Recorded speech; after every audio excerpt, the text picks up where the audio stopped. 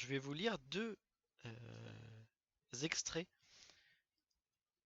sur la lecture. Un outil de liberté. Bien des gens ne lisent que pour éloigner l'ennui, comme ils écoutent la radio, regardent la télé, les images ou feuillettent les journaux.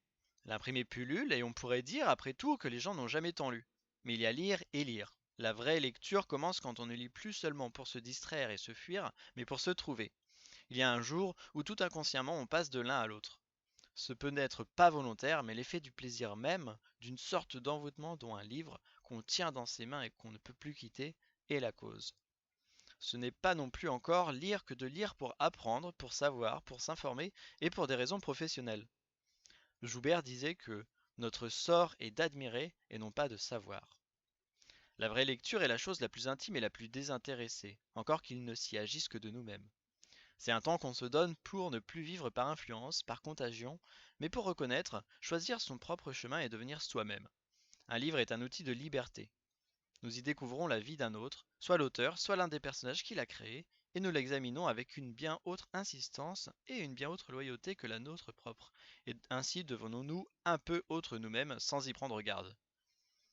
Un livre est un objet devant soi, quelque chose sur quoi on peut réfléchir, à quoi on peut revenir, qu'on peut corriger, contredire, discuter, quelque chose qu'on juge. Les images, les sons passent aussi vite que les moments successifs de la vie. Un écrit, un livre reste. Il faut devant lui dire, il faut devant lui dire oui ou non. Il fallait autrefois pour former un homme le tirer de son silence et lui faire entendre le chant du monde autour de lui. Il faut peut-être autant aujourd'hui le ramener à son silence, le sauver du bruit et le reconduire à la solitude. Un livre est une conversation, et tout ensemble cependant un exercice de solitude. Je vais ici écarter l'anecdote toute personnelle, mais je repense souvent à ces nuits de mon adolescence, durant lesquelles je me battais avec le destin et découvrais dans les livres ce que pouvait être une vie libre par opposition à celle que je subissais. Lit-on un grand roman? On s'identifie à son héros. On y vit par procuration.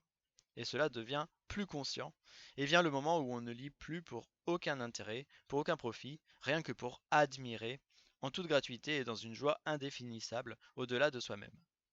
Dès lors, on devient de plus en plus difficile, on ne supporte plus les fantômes d'auteur, les fantômes d'ouvrage. Mais un vrai livre est devenu la chose la plus précieuse. Un homme vous parle et il vous semble qu'il dise précisément ce que vous attendiez, ce que vous vouliez dire mais n'auriez jamais su dire. C'est tout simplement, c'est tout simple et merveilleusement étrange. Ces mots, qui sont aussi vos mots comme par l'effet d'un charme, sont doués soudain d'un nouveau pouvoir, et vous êtes curieusement débarrassé de vous-même et devenu un autre, plus fin, plus délicat, plus profond que vous-même. Vous êtes dans le monde où vous aimeriez vivre, mais vous n'aviez jamais imaginé qu'il pût être si beau. Jean Guéhenno, Carnet du vieil écrivain, Grasset 1974. Un acte de résistance. Il faut lire, il faut lire.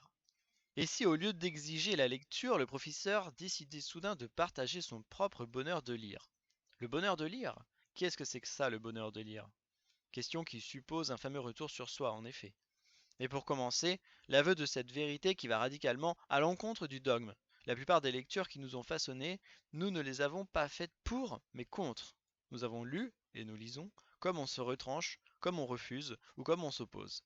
Si cela nous donne des allures de fuyards, si la réalité désespère de nous atteindre derrière le charme de notre lecture, nous sommes des fuyards occupés à nous construire, des évadés en train de naître. Chaque lecture est un acte de résistance. De résistance à quoi? À toutes les contingences. Toutes. Sociales, professionnelles, psychologiques, affectives, climatiques, familiales, domestiques, grégaires, pathologiques, pécuniaires, idéologiques, culturelles ou nombrilaires. Une lecture bien amenée, bien menée, sauve de tout, y compris de soi-même. Et par-dessus tout, nous lisons contre la mort. C'est Kafka lisant contre les projets mercantiles du père, c'est Flannery O'Connor lisant Dostoïevski contre l'ironie de la mère. L'idiot, ça te ressemble de commander un livre avec un nom pareil. C'est Thibaudet lisant Montaigne dans les tranchées de Verdun. C'est Henri Mondor plongé dans son Mallarmé sous la France de l'occupation et du marché noir. C'est le journaliste Kaufmann relisant indéfiniment le même tome de Guerre et Paix dans les geôles de Beyrouth. C'est ce malade opéré sans anesthésie dont Valérie nous dit qu'il trouva quelques adoucissements, ou plutôt quelques relais de ses forces et de sa patience à se réciter entre deux extrêmes de douleur un poème qu'il aimait. Et c'est bien sûr l'aveu de Montesquieu dont le détournement pédagogique donna à noircir tant de dissertations. L'étude a été pour moi le souverain remède contre les dégoûts, n'ayant jamais eu de chagrin qu'une heure de lecture ne m'ait ôté. Mais c'est plus quotidiennement le refuge du livre contre le crépitement de la pluie, le silencieux éblouissement des pages contre la cadence du métro, le roman planqué dans le tiroir de la secrétaire, la petite lecture du prof quand planchent ses élèves, et l'élève de fond de classe lisant en douce en attendant de rendre copie blanche. Daniel Pénac, comme un roman, Folio Gallimard, 1992, page 90 à 92.